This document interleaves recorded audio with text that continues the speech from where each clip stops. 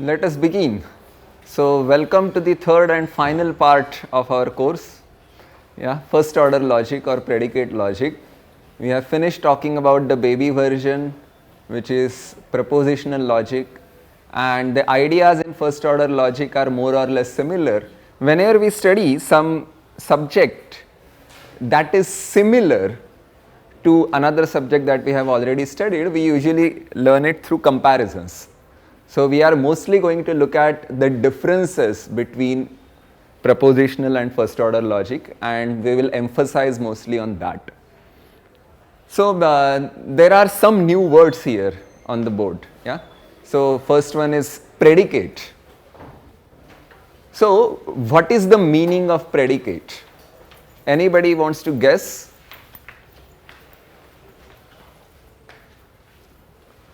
So, predicate means there is a statement which has a variable, and the truth value of the statement depends on the assignment of the variable.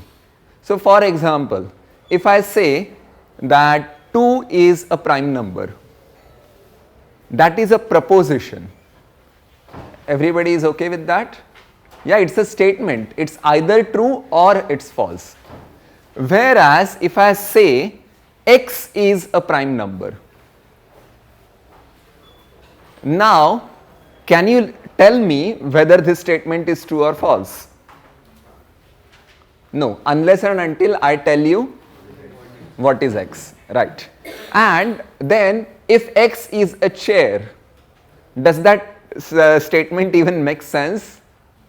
So, we have to range x over something sensible, right? If I say that a chair and table, and I am talking about less than relationship, x less than y and x is chair, y is table, it does not make sense. We have to specify less than, x less than y. So, x and y are coming from something meaningful, right? So, our languages will now not have interpretation or valuations which are that easy as in propositional logic.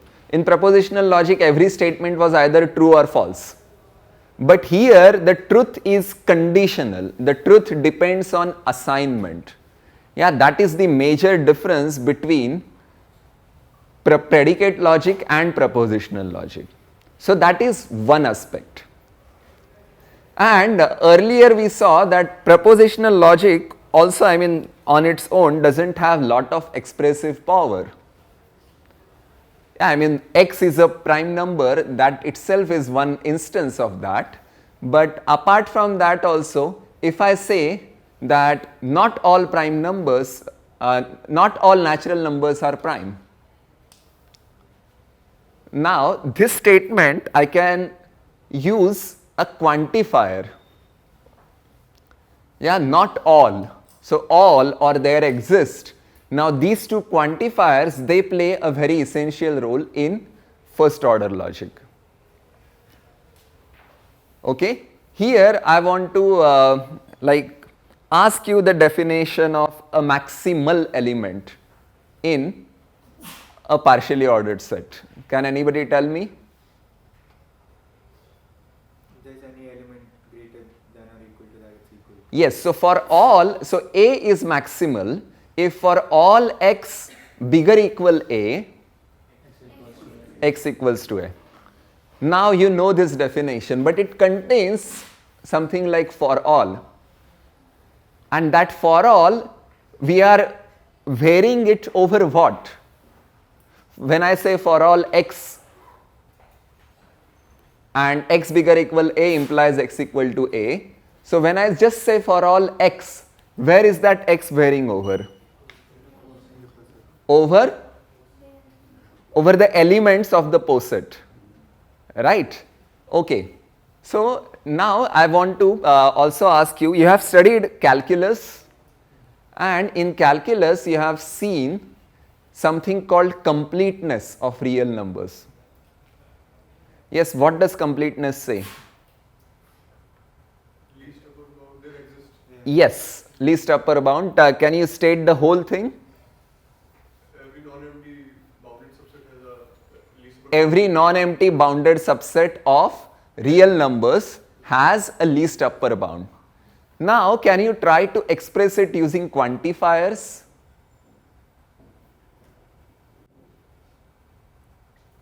For all S in where? In the power set. Yeah, it's a property of real numbers, but we are saying for all S in the power set of real numbers, if S is non-empty, then S has a least upper bound. And is bounded, yes. And is bounded, then S has a least upper bound. But when we are describing this particular property for real numbers, we are not really using a quantifier which ranges over real numbers. We are using a quantifier that ranges over subsets of real numbers. Now, this is the distinction between first order and higher order. Okay? So, look here. First order logic is called L omega omega. The second omega here stands for first order, which means quantification is only done over elements of the universe. It's not done over subsets of the universe. So the quantifiers can only be interpreted as elements of the universe. Yeah, I will define what a universe is, but you have got the idea. When we are saying that maximal element, the X ranges over a given poset. So that poset becomes your universe. Okay? And at the same time, the first omega is something that we have already seen. So that has to do with length of a formula. We cannot have a formula that has infinite length. We cannot say conjunction of Pn where n is less than omega. We never allowed that. We did not allow infinitary conjunctions, we did not allow infinitary disjunctions. Our conjunctions and disjunctions were always finitary. So that finitary aspect, everything is finite, that finitary aspect is captured by this first omega, and the second omega stands for quantification over elements and not over subsets. Okay? So there is a distinction between first order and higher order logic. So we are not going to study higher order logic because it doesn't have completeness. Okay, only first order finitary logic has completeness. If we go to infinitary logics, it doesn't have completeness. Again, one more thing I want to point out is we are not going to look at the completeness theorem in this course because, well, proof systems, you already understood what proof systems do. We will only prove the compactness theorem and we will only study it more semantically. Yeah, so it's the more model theoretic aspect of first order logic. We will never study single turnstile. There are many good reference books available for that. If you wish to study that, you are welcome to do so. In fact, I will strongly recommend it. But we are not going to do it in this course. Okay, so we are going to start with what we do when we study logic for the first time. What was the first thing that we defined for logic, propositional logic? Language, very good. So language usually consists of two parts, language and meta language. So alphabet, yeah, so our alphabet, we are going to write down our alphabet now. So first let me describe the meta language. So this is the parent logic of propositional logic. So whatever we could do in propositional logic, we should be able to do it here. So tell me some symbols in the meta language. Yes? For all there exists directly. Huh? Conjunction, okay. Then negation, okay, and okay, so the derived symbols, I am just going to write them in brackets. We don't want to explicitly talk about them because our work is reduced if we use an adequate set of connectives, so that definitions are not long. Okay, anything else? Parenthesis, very good. So these parentheses and anything else that you can think of. That's all we had in propositional logic. Okay, now we are going to add some new symbols. The first one is this. There is a very funny story. I was teaching in VIT once, VIT Vellore, for a school, and one of the professors were sitting there, and one of the professor's wife was also sitting there, and she's a linguist. And when I was talking about model theory on the board, and during that talk, she asked her husband, "Is this person dyslexic?" He was drawing A and E's opposite. Okay, we are not dyslexic, this is just a symbol for mathematics. So this is existential quantifier.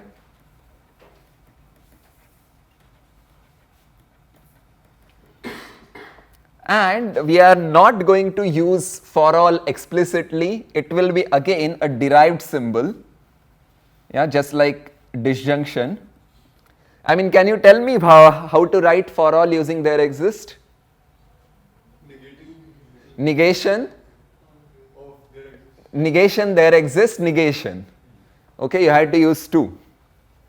Okay, so that's for all. Okay, then we are also going to use this symbol. What is this symbol called? Equality. Yeah, if I really want to be pedantic, yeah, then I should write it like this, to just separate it from ordinary equality. This is just a symbol. Yeah, it doesn't mean anything. It's just symbol. But I'm not going to be very strict about this. I'm just going to say this equality. Okay, this is the equality symbol. See, we are emphasizing on the word symbol. It's just a symbol at this moment. It doesn't mean anything. Conjunction doesn't mean and. That happens when we study semantics. Right? So right now it doesn't mean anything. Then apart from that, we will also assume that we have a countable set of variables.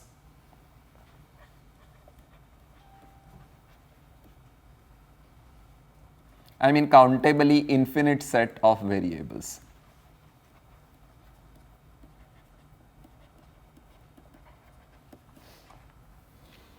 Okay, so variables, our standard notations, yeah, they are usually x, y, z. Yeah, these are for free variables, and w is for a bound variable.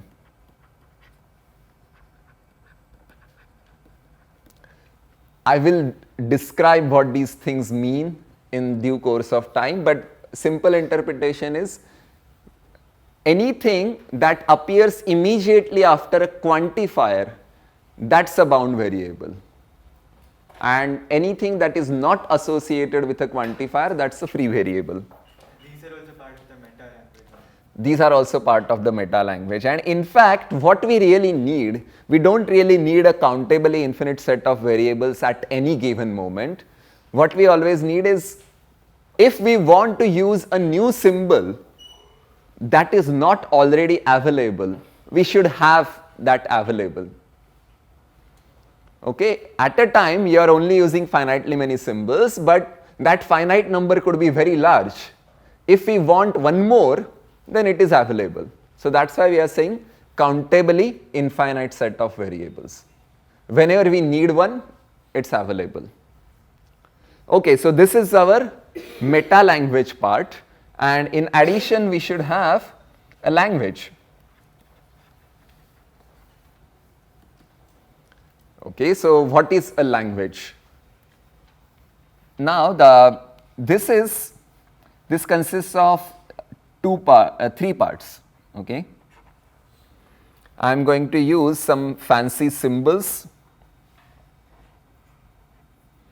I, J, K, then sigma from I to natural numbers, and mu from J to positive natural numbers, and that's all.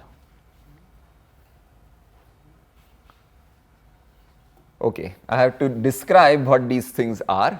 So I is the set of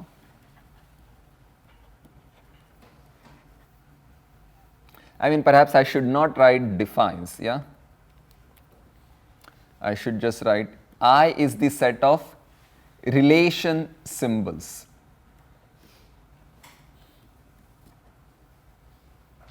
Okay. J is the set of function symbols. And K is the set of constant symbols.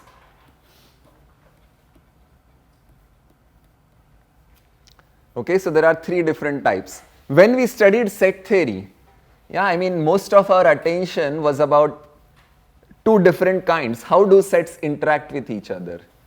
Either you can take their products, in which case, and we can study subsets of products. So those are relations. Then we can also study functions between two different sets.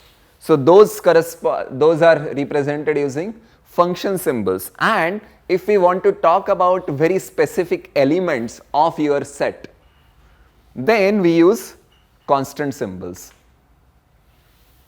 Okay, and sigma and mu are the arity functions. Okay, so these are arity functions. So for example, if R belongs to I, what does that mean? That R is a relation symbol. Don't forget the word symbol, because right now we want to emphasize that this is a purely syntactic construct. It doesn't have any meaning. And sigma of R is equal to n, then we say R is an n-ary relation symbol.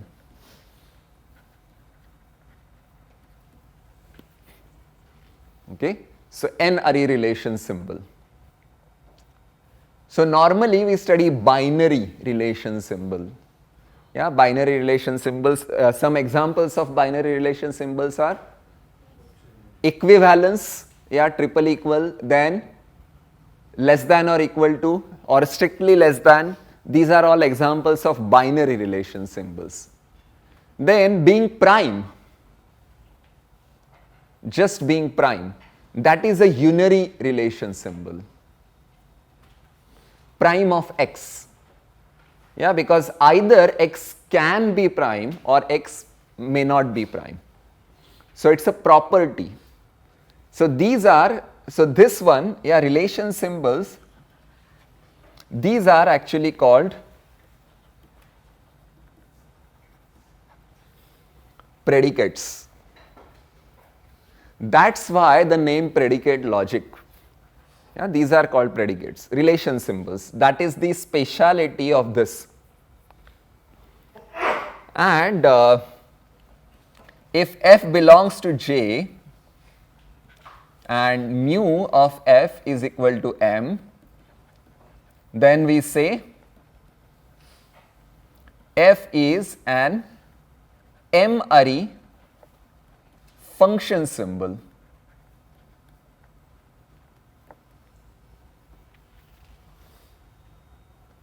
Okay, what's going to be the interpretation of this? First, let me talk about one more definition and then we will return to some more comments about this. Whenever we are given a language, if we want to interpret quantifiers, then those quantifiers have to take values somewhere. Yeah, as we already said. So, those values must come from its domain or universe, and such a thing is called a structure. So, a language, what will be our symbol for language? L, yes. So, let me write something down.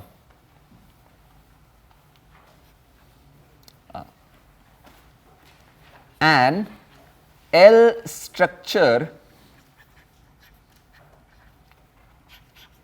M consists of the following data. Okay, there should be some data. First one is M, a non-empty set,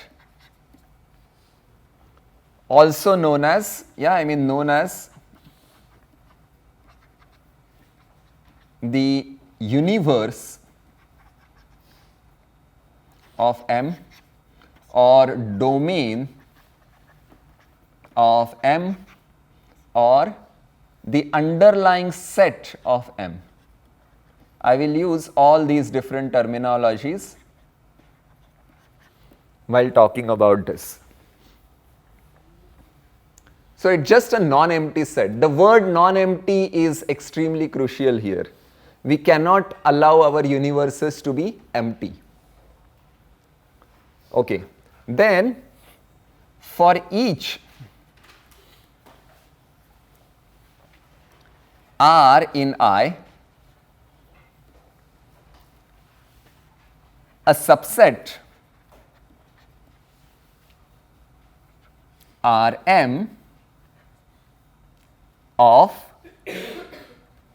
m to the power sigma r. So, in particular, if we are talking about a binary relation symbol R, then R to the power m would be a subset of m square. That is expected, right? So, it simply says when is the property true. If we want to say x is equivalent to y, then we say that x comma y belongs to equivalence, or if x is less equal y, then we say x comma y belongs to less equal. Now, that less equal is a subset, is some subset of m square, because it is a binary relation symbol. Okay. For each f in J, a function fm from, can you tell me from where to where? M to the power mu f to m.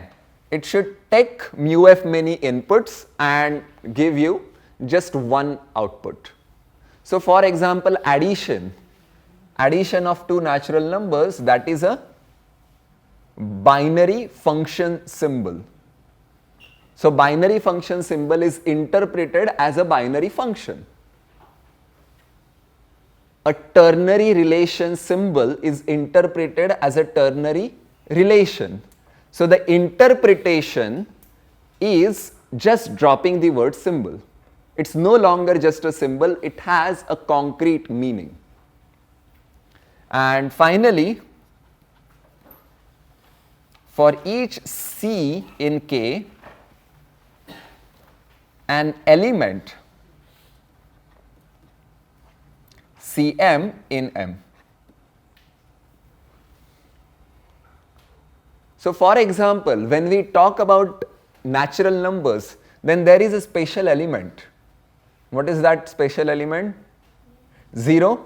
So 0, if we write a symbol called 0 in our language, then we will interpret that symbol as the element 0 from natural numbers. Yeah, here the most difficult part in this process is to get your head around the difference between a symbol and not a symbol. Once you get used to that, yeah, then you will be okay. Okay, so in particular, we need, in order to interpret constant symbols, we need that M is non-empty. If M happens to be empty, we cannot interpret any constant symbol, right? Okay. So one more thing that I want to, now I am going to say some specific things. So observe that mu is a function from j to n plus and not just n. So n plus means only positive natural numbers. So what happens to 0? Zero arity. How do we interpret a zero array function symbol? Tell me. It's just a constant. Okay. So this is equivalent to, same as a zero array function symbol.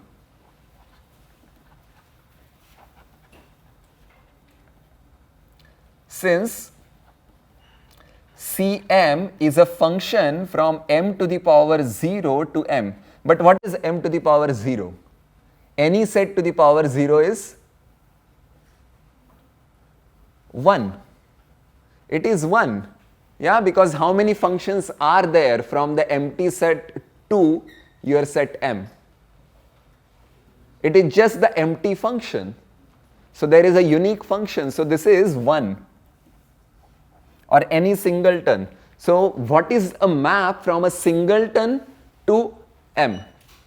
Well, it simply picks out one element because functions from 1 to m are in bijection with m itself. Right? So therefore, talking about constant symbols separately is not really necessary. They are function symbols. They are in particular zero array function symbols. Any questions so far? Moreover, okay, now given a function symbol, we can always look at its graph. Given a function, not a function symbol, given a function, we can look at its graph. And that graph will be a relation. Understood? A graph is a relation. Yeah, if we are talking about a function from a square to a, then the graph of that function is a subset of a cube. So ultimately, it is also a relation. Every graph is a relation.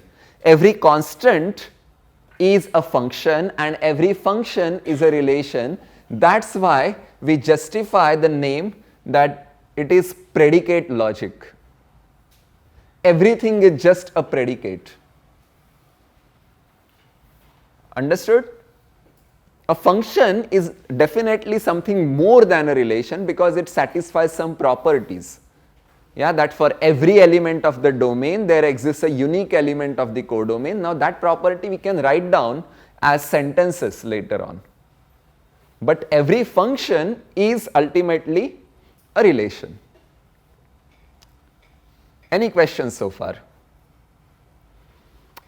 Now let us look at different languages and also look at some interpretations for them.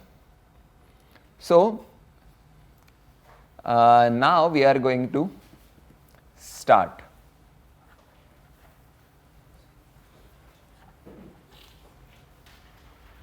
So the first language is the easiest one. I, J, K, everything is empty, empty, empty. So we don't need to worry about mu and sigma maps either. So L sets is equal to empty. What is a structure for L set? What do we need out of all this data?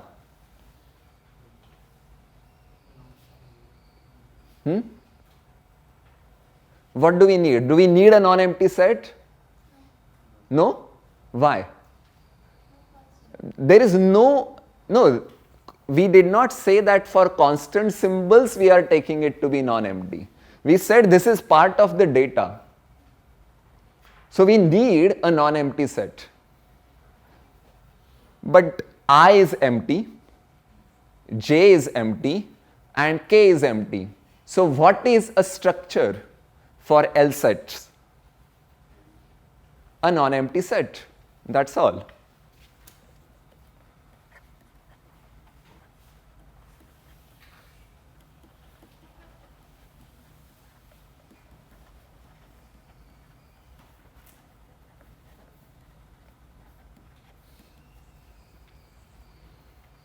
Yeah, this is the simplest possible example we can think of. Yes? So why can't it be empty? Because there are No, this is part of definition. Yeah, it's convention that we always choose a non-empty set.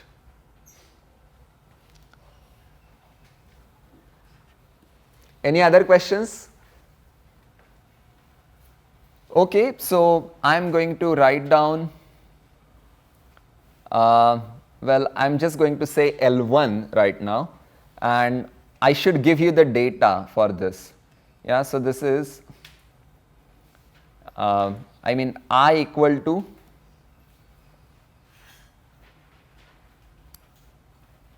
capital P, J equal to empty, and K equal to empty. And I should just describe what is sigma. So sigma of P is equal to 1. If I give you this data, then what am I telling you? What is an L1 structure?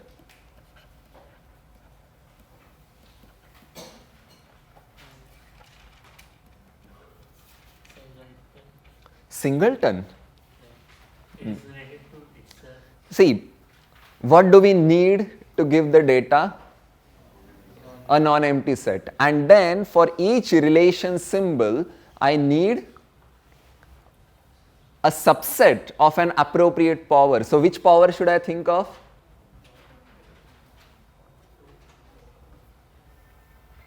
So I'm just going to say M equal to, yeah, capital M, a non-empty set, and PM subset of M. That's all. This is my structure. Any particular example? I'm not going to say non-empty, non-empty, non-empty always. Yeah, M is always non-empty. Every structure is non-empty. Can you give me one particular example of something like this? We already talked about it today. Primes, very good. So, in particular,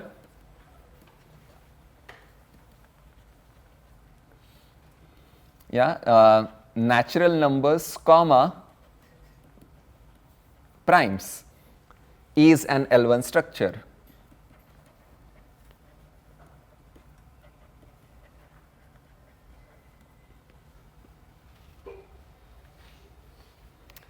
Okay. Any other example? Natural numbers and composite numbers, natural numbers and singleton 1, natural numbers and 2 comma 3, anything that you can think of, any arbitrary subset you can put next to it. So then when we ask, is the property P true for X? Then you will ask in which structure, right? You understand now? In this structure, okay, what is the value of X? So tell me a natural number, 2. Okay, it is a prime number, so it is true. Yeah, so we describe our universe, then we only take values from that universe, and then we answer yes or no, depending on that.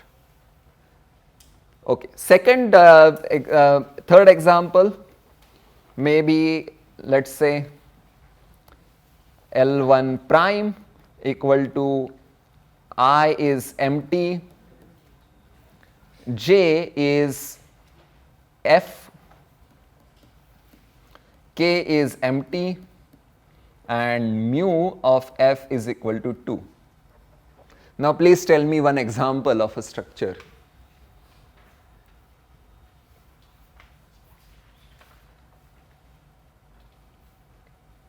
What do we need?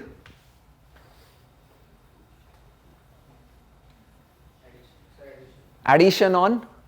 Always, yeah, don't just say addition. Okay, so natural numbers and plus, that is a binary function. Anything else? Naturals and multiplication.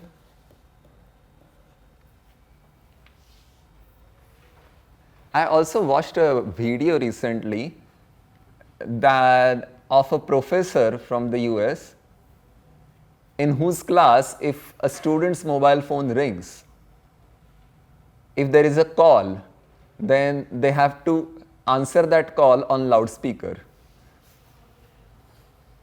And if there is a text, they have to read out the text out loud in the class. Should we start doing that? Yes? So learn to put your mobiles on silent. Okay. Any other example? I can see some people switching off their mobile phones now. You want to read your last message? How about a Boolean algebra and a meet operation? That's a binary operation. Multiplication on real numbers, addition on integers, exponentiation on real numbers. Not real numbers, exponentiation on natural numbers, let's say. No, for reals, we do define that. But, okay, and it could be really weird function as well. Yeah, I mean, it doesn't always have to be something nice. I can take a 2-element set and define any function from that pairs to singleton. Yeah, I mean, any binary functions would do.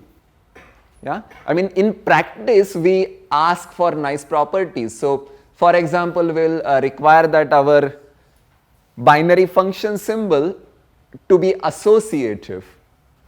If we say it's associative, do you know what is the name for that?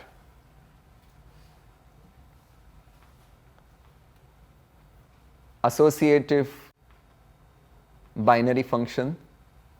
It's called a semigroup. Okay, you have heard the word group. Yeah, group is constructed in 3 steps. A semigroup, it's just a binary associative function. Then it has an identity, so that's called a monoid. And after that, you take a group which also has an inverse. So I'm just going to change the name of L1 dash to something more meaningful now. And this is what we will normally do. So this is L semigroup. Okay. So this is the language of semigroups. That doesn't necessarily mean that the binary function has to be associative. I'm just saying I'm extracting the language from semigroups. Yeah, so any semigroup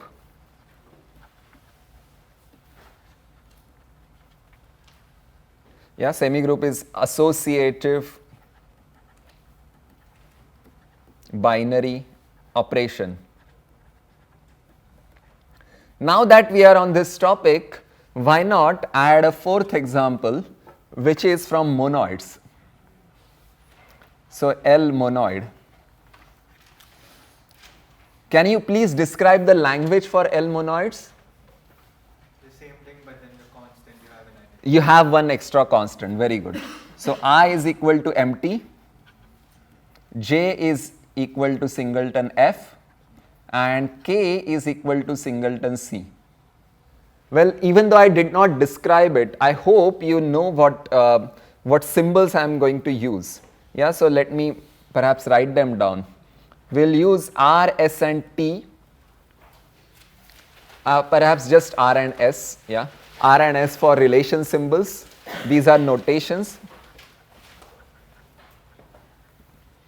Then here the notations will be F, G and H, and here the notations would be C and D and E. Okay, we are dividing the alphabet, our English language alphabet appropriately. So that if you see a symbol E, then you know it is a constant symbol. F is a function symbol. That's how we usually learn. Yeah, so let's make it E. Yeah, over here, let's make it E. So, any example of a monoid?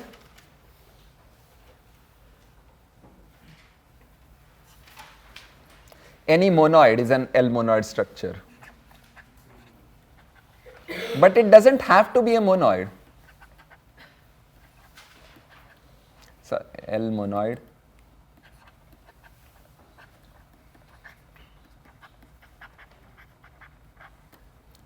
Again, another example is maybe I can just say N plus and 3. Why not? What do I need? I just need a binary function and I need a constant. They don't have to be related to each other by any means. Yeah, the data is raw data. It doesn't need to have any properties. If I like, I can say R, yeah, then I can say multiplication and then I can say pi. Anything is okay, as long as it is a binary operation and one element. So this is to make you understand that structures are not models. Models will be structures which satisfy some properties, some axioms. We are not yet there. Yeah? Right now we are just talking about raw data. Okay. Then can you tell me what will be the language of groups? I is empty, J is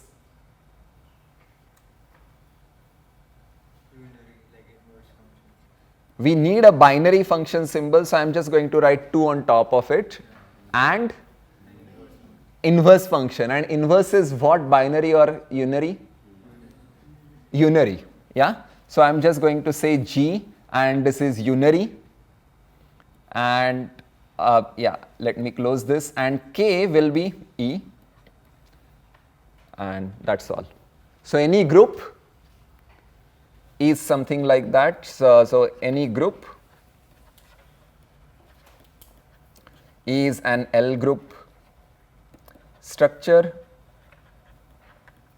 Then I can also do something very weird. Yeah, so then I can say plus, then I can say shift. Yeah, shift operator. Shift means one which takes n to n plus 1, right? And yeah, maybe if you don't know, then n maps to n plus 1. And then I can say 5. This is also an L group structure. They have no connection with each other whatsoever. It's an arbitrary data.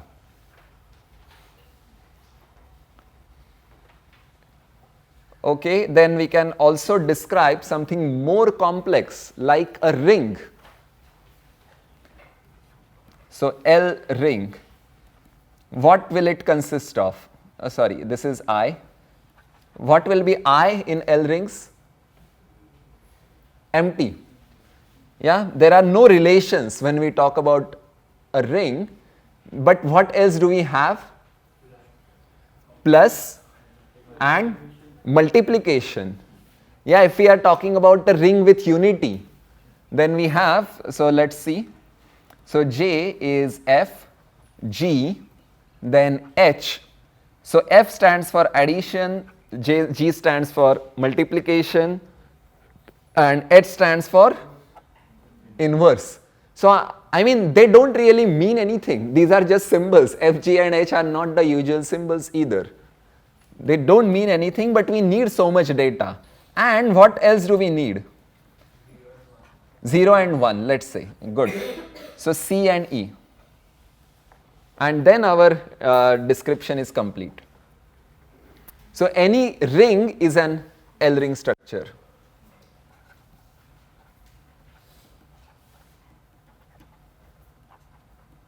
Then something that we have studied in our course. Any ring with identity. Any ring with identity, any unital ring, very good. Any unital ring is an L ring structure. Well, I can also say that any non-unital ring is also an L ring structure. I interpret C and E as 0, both of them. Yeah, and I don't ask for any other properties. Something else that we have studied in our course and which has the same signature. Boolean algebra, very good. So a Boolean algebra given by the set, then a binary meet operation, a binary join operation, a unary negation, then two specific elements 0 and 1. Well, this is an L ring structure. Because we are never asking that multiplication distributes over addition, because there is no multiplication, no addition, it's just symbols right now. Right? So you understand that this is how we do things. So you can see now that on the first day itself of first order logic, we are actually talking about mathematics. Propositional logic was not like that. It was only about constructing trues and false. Here we are dealing with actual mathematics now. Yeah, so it's closer to pure maths. Okay, seventh example, that's L of orders. Can you tell me what this language would be? What should be I? Singleton, okay. And it should be binary. J should be empty. And K should be empty. So any partial order is an L odd structure. I mean, partial orders already include well orders. They also include linear orders. I'm not going to write them explicitly. Then any equivalence relation. Yeah, I mean the pair A comma E. A is a set, non-empty set, and E is an equivalence relation on that, is an L odd structure.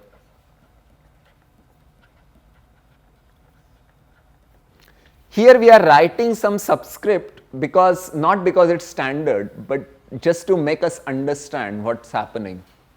Yeah, L odd, L ring, L group, so that we have a common language to talk about. Any other structure that you can think of which will fit the bill?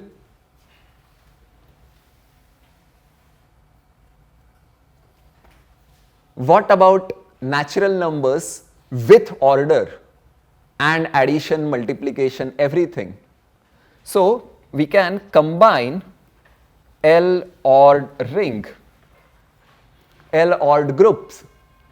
Okay, so over here I would consist of one binary relation symbol, then two,